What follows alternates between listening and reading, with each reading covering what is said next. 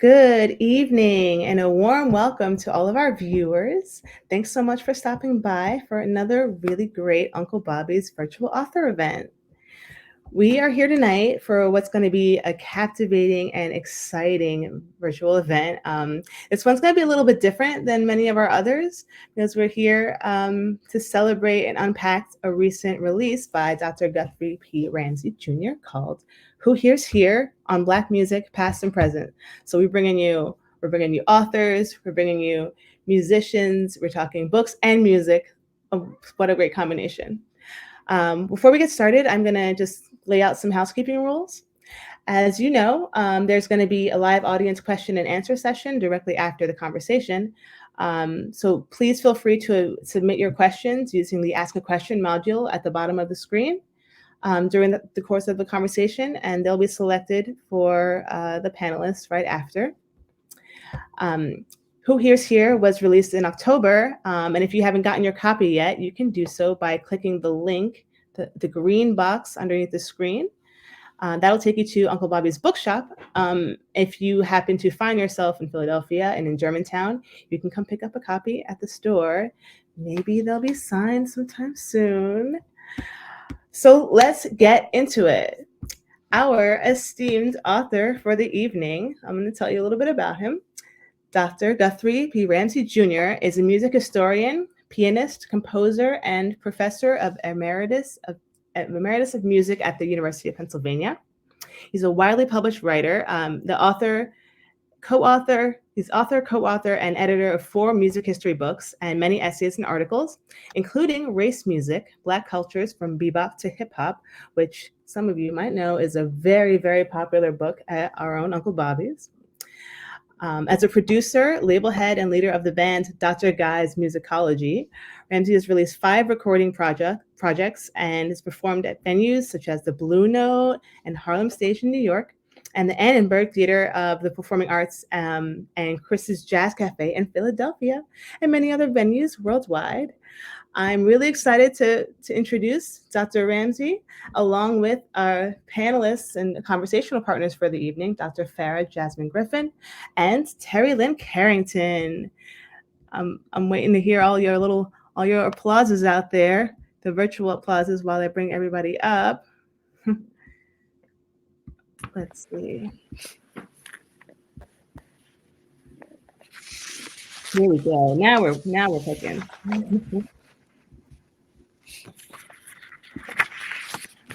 Hi, everyone. Hi. Welcome. Really excited for y'all to get started. I'm gonna put myself away and let you guys go. Thanks for being here. You're welcome. Thank you so much for coming out, everyone. And I'm especially appreciative of 2 great women who have agreed to join me in this conversation. And not only are they great women, I consider them friends. I've known Professor Farah Griffin since 1996, when we were both on fellowship in Cambridge, Massachusetts. We became fast friends and fast interlocutors as well. She is a professor of English and Comparative Literature at Columbia University. And her latest book, Read Until You Understand, is a memoir approach to the study of Black literature. It's a wonderful study. It's already in paperback, and it interweaves scenes from her life about her father's introduction to her, giving her all of this musical knowledge and passion and literary passion as well. And she is a formidable scholar, and I'm so happy to have her here with me. Terri Lynn Carrington, the recently Grammy-nominated Terri Lynn Carrington, for her wonderful, eclectic, interesting, jaw-dropping CD, The New Standard, with Michael Mayo, Sonora Joy, Diane Reeves. It just keeps going and going, and each of these arrangements are so great, and there's an accompanying book, which is the first ever published real book of 101 songs by women composers. So I'm just so happy to have them here to talk about this new book, Who Here's Here, on Black music's past and present. Thank you, thank you. Yes. And I'm going to kick it over to Farah, Jazz as we call her, in the streets. In the streets. In the streets. Thank you. I am so thrilled to be here with both of you. This holiday weekend, my reading was going back through the essays, and my listening was Terri Lyne CD, which we just had on rotation over and over again. It was just a really rich combination to have over the holiday. So Guthrie, this in many ways represents a kind of career's worth of work. I mean, it's tell me if I'm right. It feels like an arc of you. That some of the essays, you kind of making some interventions in a field that wasn't always very welcoming to folk like us. Welcoming to our, not always welcoming to our music, but eventually welcoming to our music, but not welcoming to those of us who wanted to write about our music. Um, and then toward the end, you're just I sense of freedom in the writing and in who you are, and like not so much making those interventions like making a claim for those who follow in your wake. It's just like writing about Robert Glasper, writing about Nas, writing about Jason Moran. That seems like the arc that I sense. Can you tell me what you were thinking as you were pulling it together? Were you thinking about that kind of career trajectory and art too? Well, thank you for that observation. I think you're absolutely right. There is, I call this essay, in a way, collecting myself. Mm-hmm. It's a way for me to look back and think about all of the roads I've taken and all of the turns that my writing has taken and my interests have taken.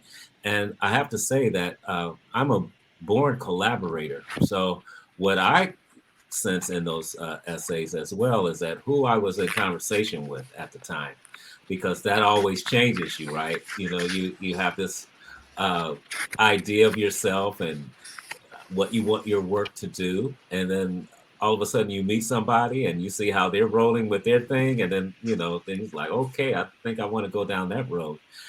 It's very true. The first four essays in the book uh, was about me at that time in my career trying to establish a voice within historical musicology, and that was a certain kind of task that needed to be done because of the racial makeup of the field, and then also the theoretical interventions that were being made when I entered the field. And so I found myself in a kind of tornado of ideas and activisms that was going on, and I believe that those essays were represented my way of navigating the field and trying to make a name for myself. Along the way, I meet people like Farah Griffin and Celine Washington and Daphne Brooks and Bill Lowe and Robin Kelly. And I began to think about writing in a different way because I wasn't like, I get the sense from your book, Farah, that you always thought about yourself as a writer, from the beginning.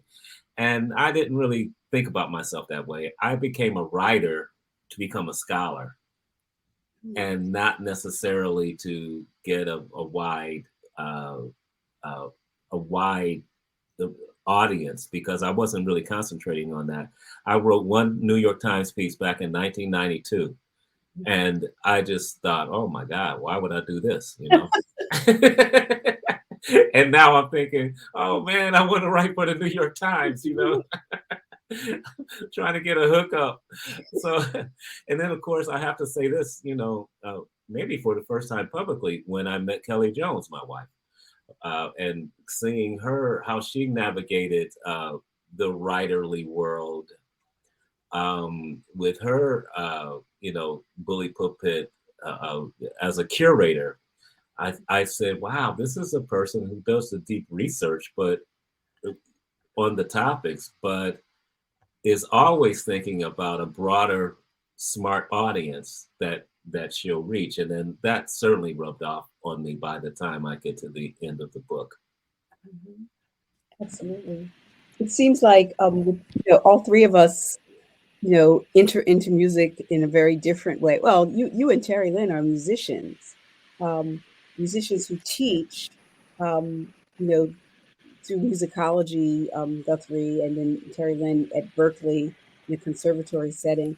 Can the two of you, maybe, I would love to hear the two of you talk about the different ways of thinking about music and presenting music, um, either in the places where you teach versus the studio versus the stage, and how some of the writings here engage all of those places. Well, I just wanted to say, yeah, you picked up on exactly what I was thinking, because I think, Guthrie is probably the only person I know that plays so well, and, also is this amazing scholar and writer. I don't know. I mean, I'm sure there are others. I don't want to say it like there aren't. There are many others. There are many others. I know. I just don't see a lot of them in my world. I know Salim, like, I heard him at Daphne's event. But, and yeah, and I know there's some others. I can start, now that I think about it, I can start going down the list. But, yeah, just, I just think that it brings such a different point of view to, my computer's wrong. It brings such a different point of view to your writing, and the I don't want to say jazz elitist or whatever in me, but just the part of me, like when I read what you write, like I there's something deeper that I feel, because I know your musicianship too, and I think that comes out. There's something in the musicianship that comes out in the writing. And I'm not saying that people that aren't musicians that write about jazz specifically, or Black music specifically, don't have this amazing thing that they're offering in contribution to it. But there's almost how we have to improvise, how we look at how we organize things. It just comes out a little bit different. And so when you write about another pianist, and in this book, I read what you wrote about Jason and Robert Glasper. I can, you can actually, speak to some of the technical things and some of the things that they're doing, but it doesn't sound like when a scholar speaks to those things and it feels academic. You know what I mean? It feels beyond academic. It feels closer to how I relate to music. So I really appreciate that about your writing. I just wanted to say that. But now I'm sorry, Farah. What was your question? That's okay. Actually, you responded to it. Guthrie, you go ahead, because actually you did. Always. Yeah. Yeah, Terry's always deep. We all know that. Always deep. Well, that thing I think that you're picking up on in the writing, particularly when I write about pianists, is that I'm usually writing about pianists whose musicianship I deeply admire so much that I wish I could play like that. You know what I mean? And so one of the ways that I have been able to reconcile that deep desire to do what I'm hearing is to write, is to try to get in there and to get readers to understand what it is that's moving me in what I'm hearing. So it's true, when I'm playing the piano, I'm in there trying to move something up. And when I'm writing, I think I'm trying to do the same. I'm in that same mode, that if you read what I wrote about it, I want to compel you to go and listen to it. I want you to have that deep experience that I had. Farah and I were at the Vanguard last night, and we heard Jason Moran uh, play. And I think we both had the same experience. It was a solo set. And so we didn't go in there to write. We just went in there to support. But about midway through it, we weren't even sitting together, but she told me, she said, I started looking for something. Where's my pen? Let me write it on the napkin. I'm being moved by this. I don't want to forget this. I want to capture it in a bottle and then try to, give it back to the world in the way that I got it, And I felt the same way. And I think that's what I always try to do. And I also think it has to do with how I teach, is that I believe that writing and playing music is not only just perform on the performance level, but it's how we teach. It's how we get people to open up and get this music. Yeah. Well, you both are have projects that like do that, I mean, Terri is, this new project, the new Jazz Standards project that you have is not just giving us this music that like I said, accompanied me throughout this holiday and had me thinking and jamming and listening, but also introduced me to composers I didn't know and made me want to go back and, well, what else did this woman write? And or even artists I didn't hear before. What else did what other recordings can I hear her on? And then, I mean, it's just so much teaching of a much broader audience than what we have in our classrooms. And I think the same is true of these essays too. Terri, you were going to say something. Yeah. I think I was just going to say also how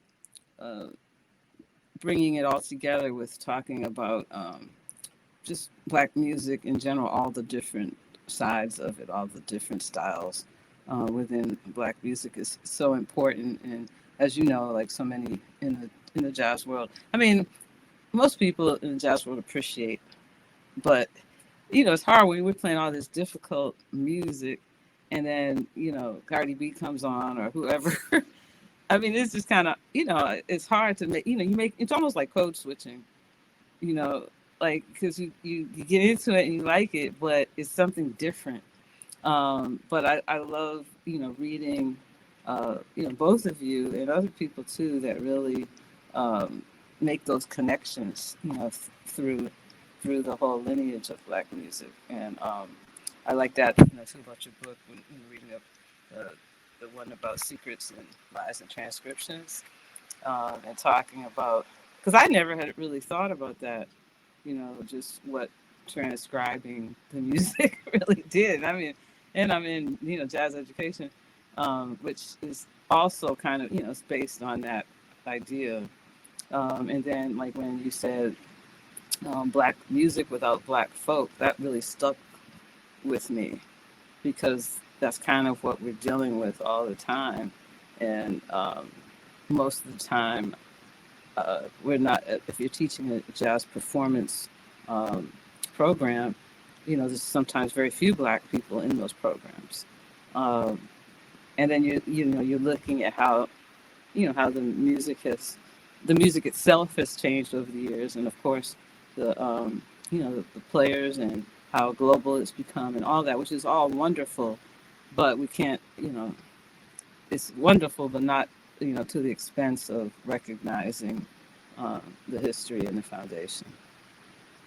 That is so perfect because one of the things that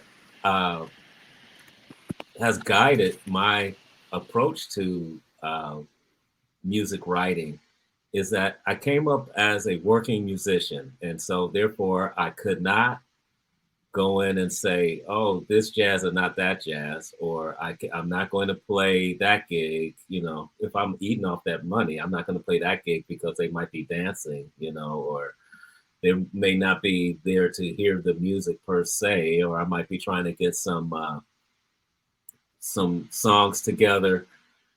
My process has always been to write and arrange some things, play them live, and then take it to the recording studio, just to knock the ice off of it and get an idea about what the song really is through performance and not just what it is in my head. And I think I kind of write my essays like that too. You know, it's always about making the connections with things and not trying to isolate any part of the musical experience and abstract it out and only talk about that, only talk about the theory, or only talk about the history, or only talk about you know, the personality of the musician. But it's always coming from this kind of multiple lens, because it's all important. One of the things that I also appreciated was not only the way you talk about all these different forms of music, I mean, because just a kind of reminder, like, like you talk about jazz, you talk about hip hop, you talk about gospel, you talk about, the Black musicians who are playing Western art music. I mean, you talk about all of them.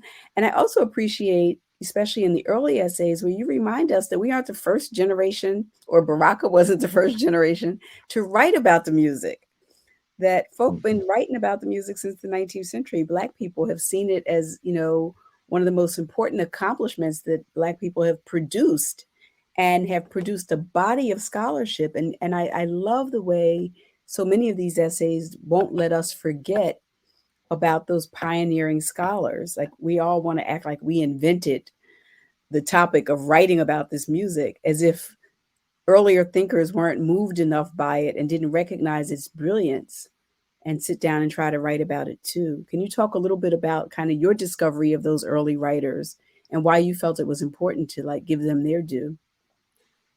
Thank you for that observation. The thing that really got me onto that was my dissertation advisor, Richard Crawford, who is an Americanist. And back when he was beginning his career in the 60s, he had to make a strong argument for the veracity and for the validity of American music within American musicology, because it was solely focused on Western art music. So even the American composers had to be argued for to get into this canon of understanding. And I saw his pattern of doing it. He established this historiographical tradition to make people understand it just was not just performance, it was not just composition, but it was also written literary discourse that would usher these musics into the kind of mainstream of American music study. So that's where I was just basically copying off of him. It was classic signifying, He wrote a book. He wrote an article called "Cosmopolitan and Provincial: American Music Historiography," and then I wrote an article, "Cosmopolitan or Provincial?" Question mark. I was just trying to talk back and be in the club, because I saw that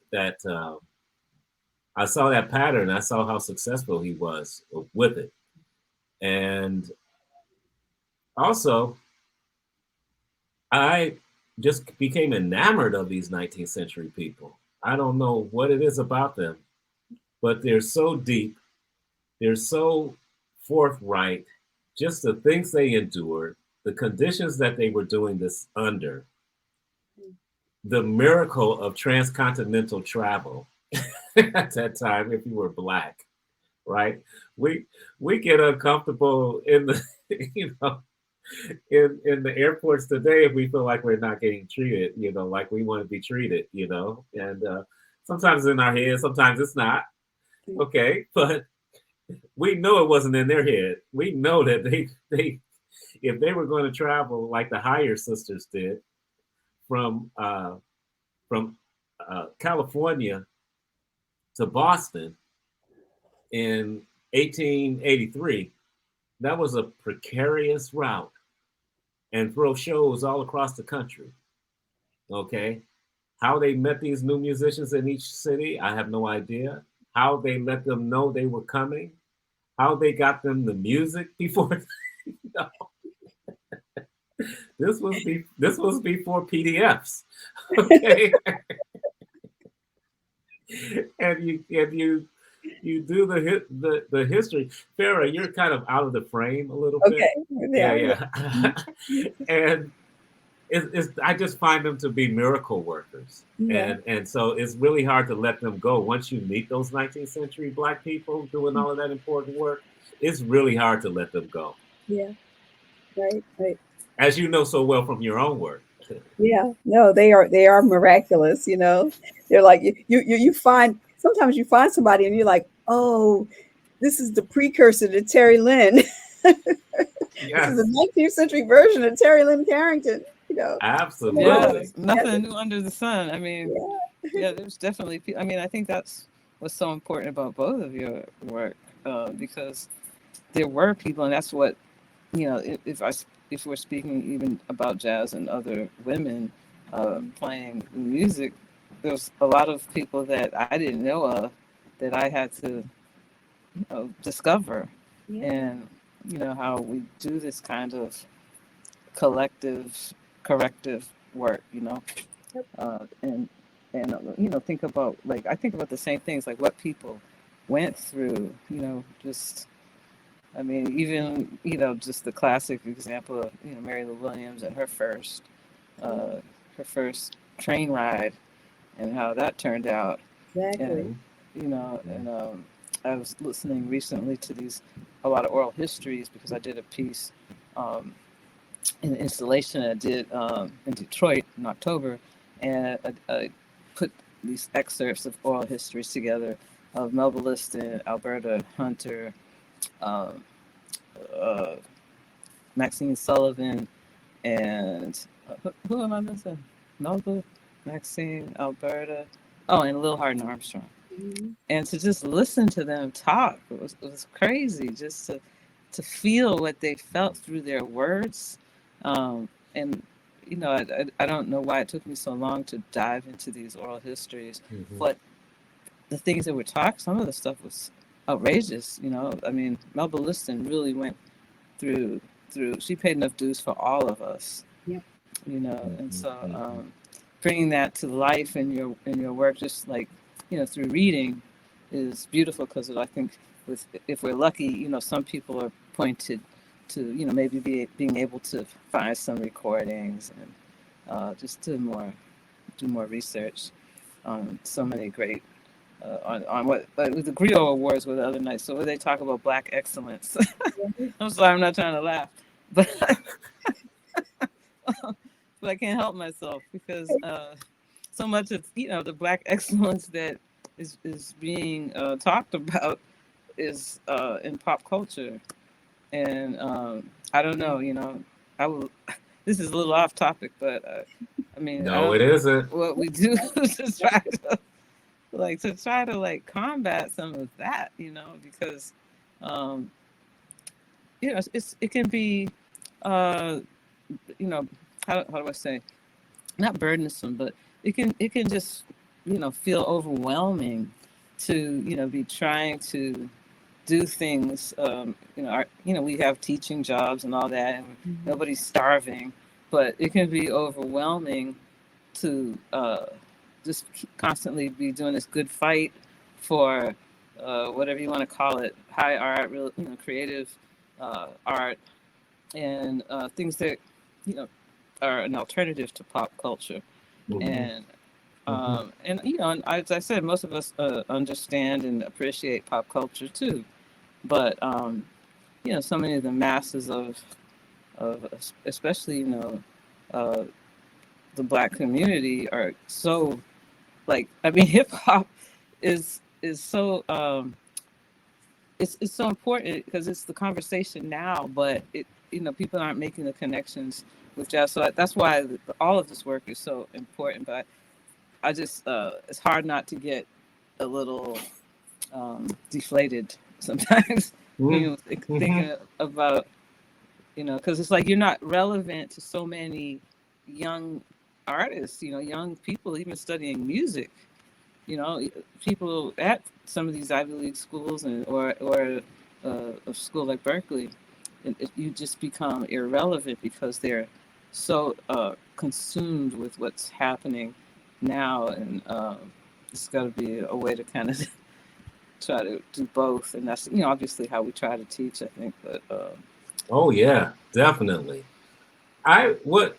Here's what I think is the problem, Terry, and it has to do with these practices in pedagogy when it comes to music and art, and that is it's on the professor, it's on the writer to show the that art music, whatever you consider art music to be, is not only these abstract principles of complexity and you know uh, abstraction and difficulty and challenging, but it also has a social life.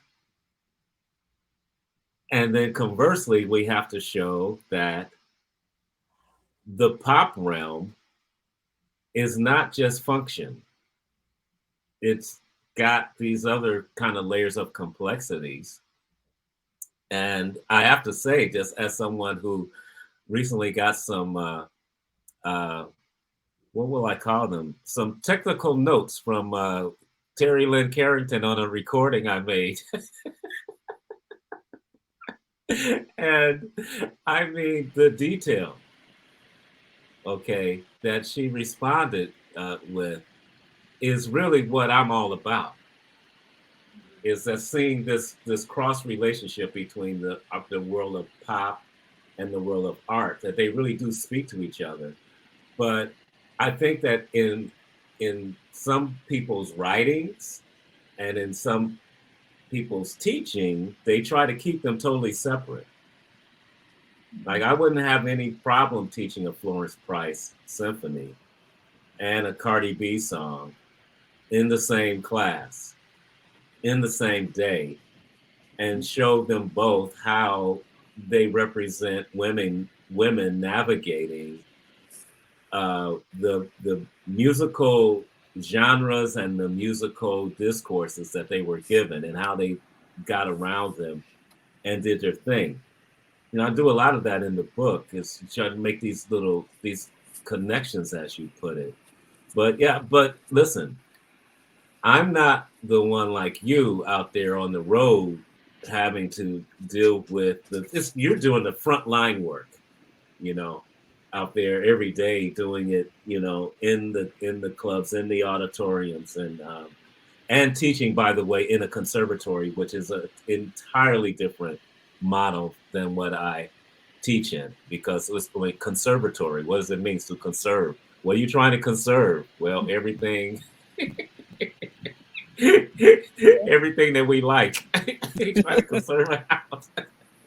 It's also, I mean, I think it's also because all of these musics are being created at the same time. I mean, it's not like the pop music is the only music that's being produced in this moment, right? It's being produced in this moment at the same time that we have Terri Lynn's CD, at the same time that Samara Joy is out there. I mean, all this is being produced at the same time. And one of the things that I think is sort of the invisible hand of the market, the invisible hand of what gets, how tastes get formed and shaped, right?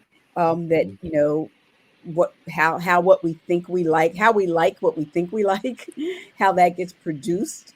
And those are all things I think that luckily, in the right classroom, and in the right essay, even, all of those things get exposed as well. We get to see those things at play also. I mean, I just know that even in talking with you, Guthrie, as you are writing or as I am writing, and I'll send you something, you talk about the detailed notes that Terri Lyne will give you about a recording. I'll send you a draft, and you and I talk. We meet over coffee or we talk on the phone, and you will remind me when I'm writing about something historical. You will remind me about, a producer's set of choices that I might think are an artist's set of choices, or a manager's set of choices, or somebody, or the marketing team set of choices that I'm not thinking about at all. I'm just thinking about what I hear, right? And so I think that those are all sort of part of that sort of environment that informs what we are receiving as we receive the music.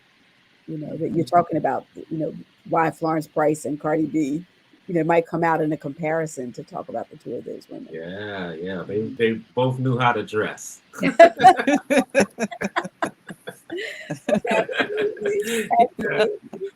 Absolutely. Go ahead, Terri.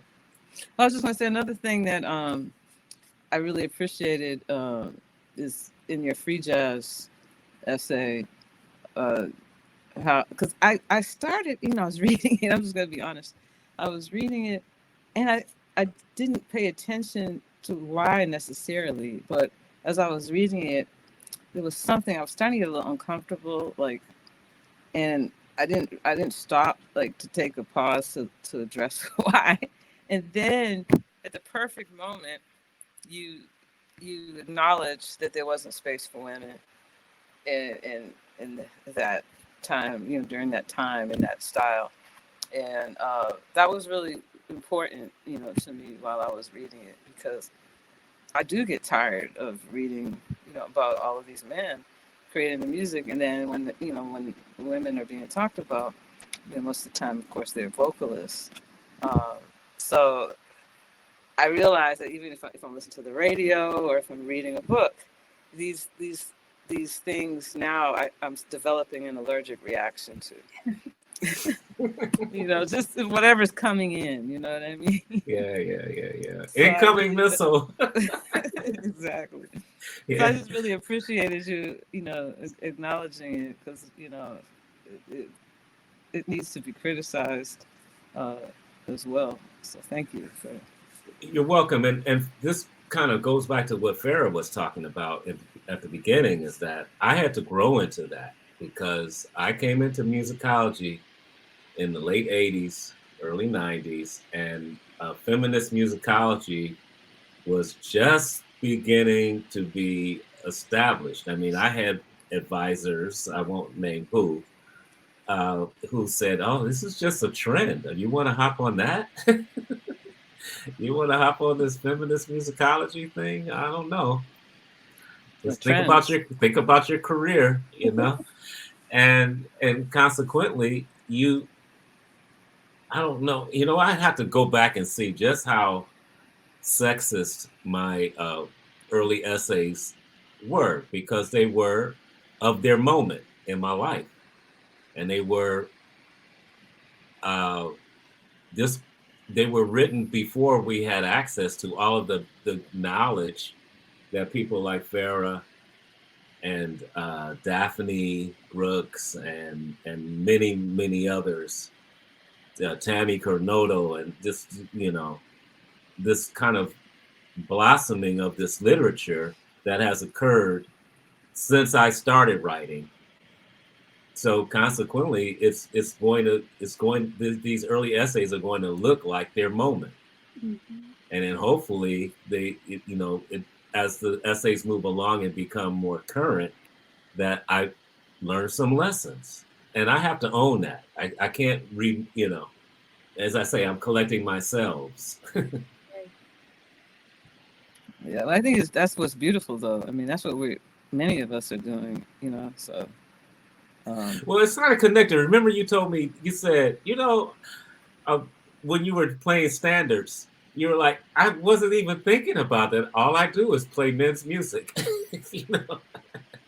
when you, and then, and part of your coming to terms with that was what we have now, the new standard. Yeah, I mean, I think, it's definitely a time, there's a shift that's happening right now during this time. So, and it's all connected. I mean, if there's a shift with somebody like myself that was, that's a practitioner of the music, and then there's, like you said, people like yourselves writing that are being informed by other writers. I think that's what's making this time period super exciting. So we're all building, off of each other in a sense. So I don't think there's, I mean, it's nice to hear you say that honestly, you're just going to be honest about it in your earlier work. I mean, that's all we can all do, I mean, I taught some students that I'm sure I said all the wrong things to, young women students, that I didn't say the right things to. And, so I've grown and developed over the last 15 years or so. That's what I always think too. It's like I just hope I'm not writing the same thing.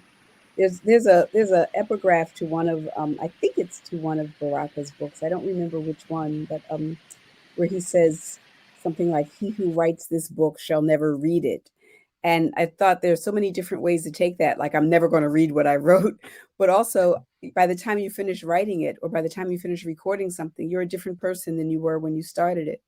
So even if you do go back and read it, the process itself has made you something different, someone different. What do you think it means, Guthrie, to have this body of work out in the world for you?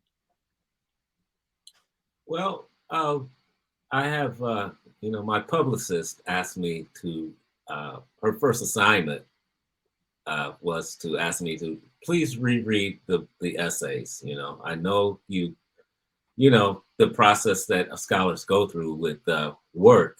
Many of these pieces were refereed, meaning for lay people, meaning that we worked on them, sent it out, got comments, it came back. I mean, our whole life is being edited by others and being shaped by others. So by the time some of these essays saw the light of day, many paw prints had been on it.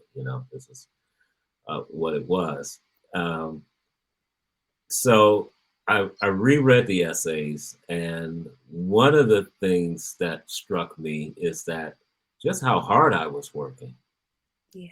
You almost feel a little sorry for that person because you go to those early footnotes, when you were really trying to show people this is what I read here are the 10 books I read to write this one paragraph, with confidence. And you go back and you reread that stuff, and you actually can see yourself being made. Mm-hmm. You can see yourself developing in real time when you kind of read an old essay. And that's one of the first things I thought. It's like, wow, dude, you were like putting that time in, man. And so I don't think it's a bad thing for me to want other writers to do that too. To not just skim over things. And if you're really going to make a statement, spend the time, make the statement, and choose what you want to do. And consequently, when you see how much work went into them, you can stand by it. Yeah. You can say, well, this is really what I thought at this moment, and I've given you why I thought it, and maybe I think differently now, but I believe in what I said then. Does that make sense? Yes, absolutely. Absolutely. I mean, I was thinking the same thing. This is a body of work. It's, a lot of work went into it. It's a career. It's a lifetime of work, and so grateful to have it. I mean, I watched it in time, but to kind of watch it over the arc of time is really quite extraordinary. Is there the seed of something forthcoming in this? Yes. The seed is confidence. Okay. And I'm working on a history of African American music titled Soundproof: Black Music, Magic, and Racial Intimacies.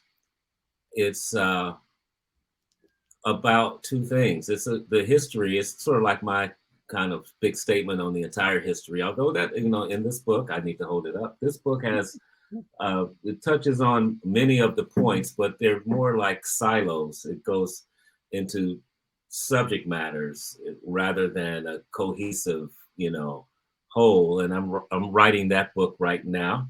We're desperately trying to get out of the 19th century. And but yeah, soundproof. It's based on a lot of the ideas here, but a lot more storytelling.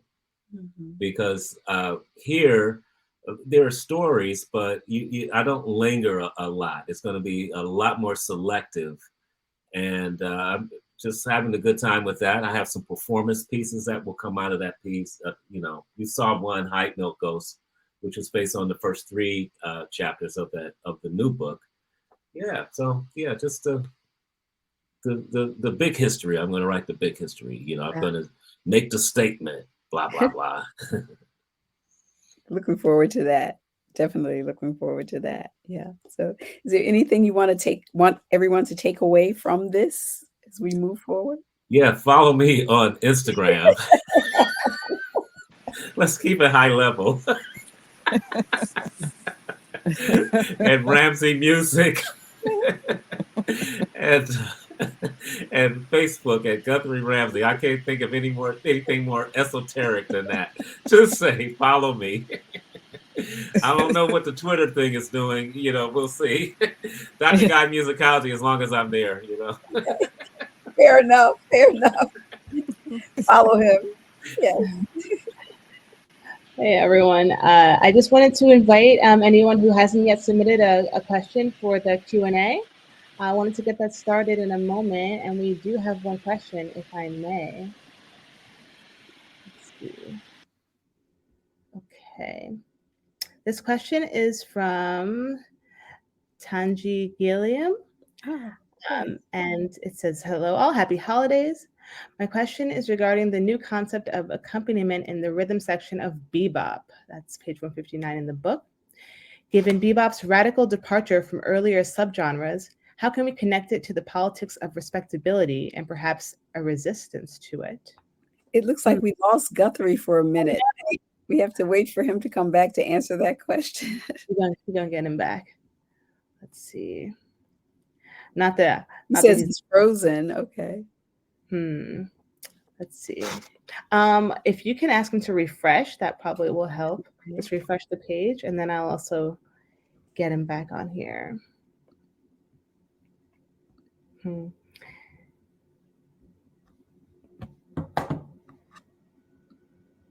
Okay, there he is. There we go. I'm refreshed. That's perfect. There was a question for you. Okay. Yeah, should I repeat it? Mm-hmm. Yeah. Okay. The question is regarding the concept of accompaniment in the rhythm section of bebop.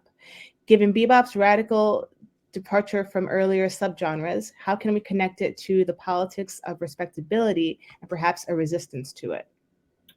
The only thing that I can think of that would reference the politics of respectability connection to how drummers, pianists, and bass players kind of freed up their approach from the more formulaic previous styles in the swing era would be that it took a certain kind of resistance to older musicians who wanted the style that they innovated to remain the avant-garde. Okay, there was some resistance to the new style among some musicians.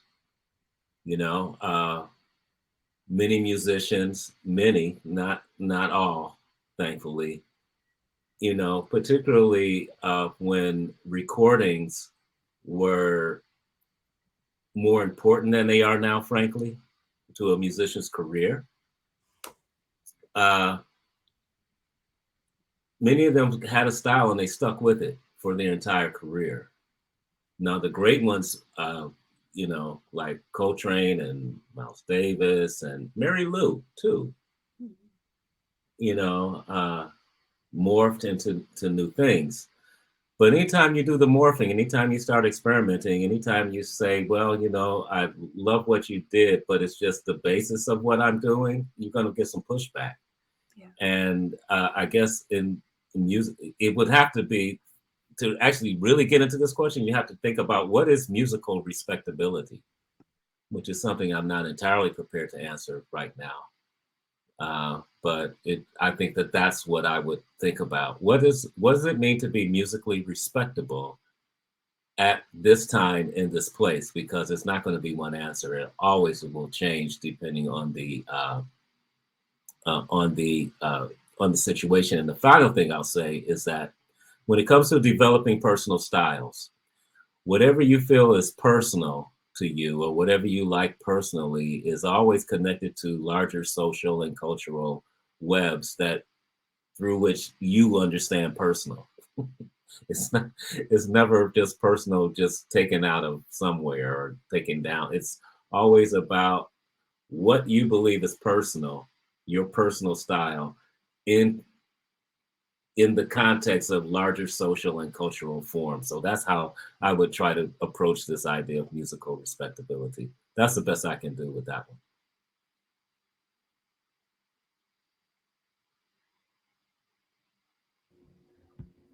Thank you. Does anyone have any other thoughts on the subject? Please. I don't think we have any more other questions right now. What do y'all think about that?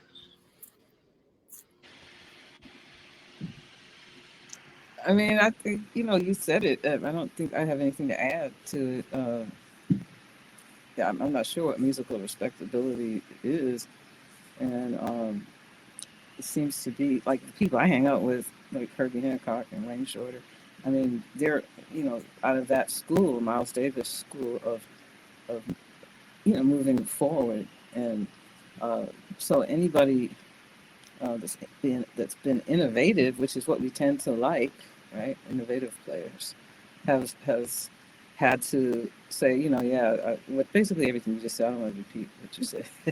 But yeah, I mean, I didn't have any further thoughts.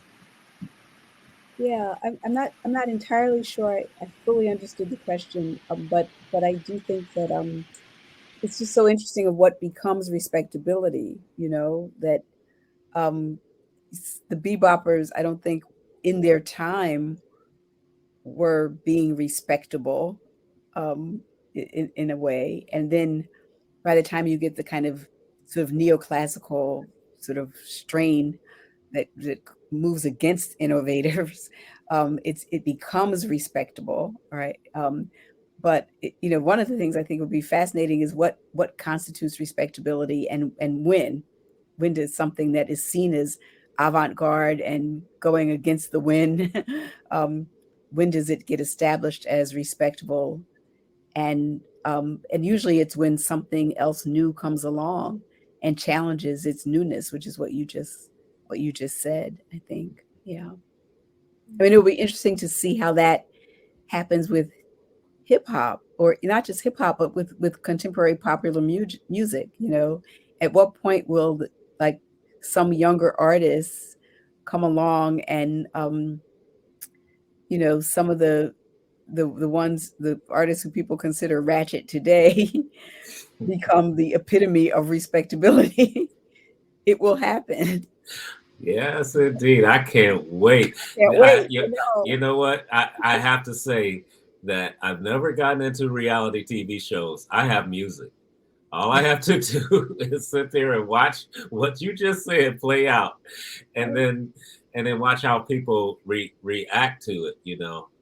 Because this is how it goes.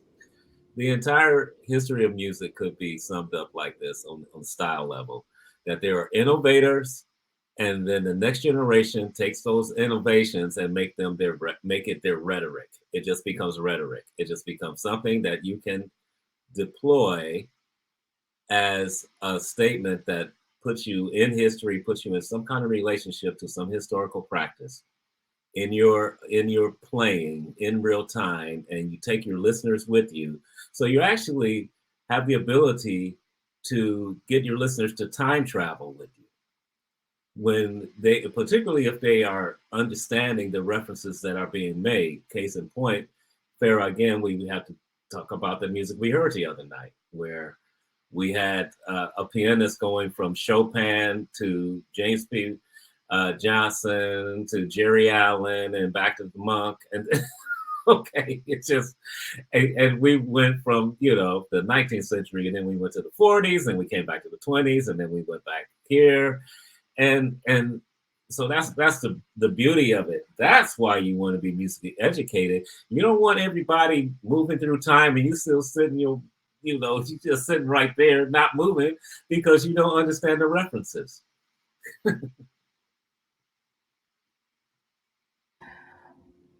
Well, thank you all. I think that's about all the questions that we had, and then it is time to wrap up. Thank you so much. This was such a great conversation. I know our fans over here in the comments loved it. My cat loved it too. But can I just thank my interlocutors, please? Two women that I have such deep and bottomless respect for, and whose work I attend to with so much pleasure and care, and who I will follow anywhere, because y'all are the truth and the light. I have to say, I really, really appreciate your work, and for joining me as I celebrate my new book, Who Hears Here, on Black music's past and present. Thank you, Uncle Bobbie's. Happy anniversary, Uncle Bobbie's. Happy anniversary, Uncle Bobbie's. We love you. 5 years. I did you. the first public event that Uncle Bobbie's did on. Y'all showed the documentary Train, and I did the talk back. Yeah. So congratulations, Mark Lamont Hill. We love you and respect you. Absolutely, and congratulations to you, Guthrie, for this book. Thank Yes, you. congratulations to all of you. Congratulations on all the amazing works and books and music. Y'all bringing so much for us into the culture. Thank you. And thanks to everyone who came out and participated. Once again, that was Dr. Ramsey, Terri and Carrington, and Jasmine, Farah, Jasmine, Griffin. I think we're so happy to have had you tonight. And y'all come to the store and get the book and learn more. Right. Buy two. They're good for Christmas. That's right. That's right. That's right. Have a Bye-bye. good night, everyone. Thank Good you. night. Okay. So.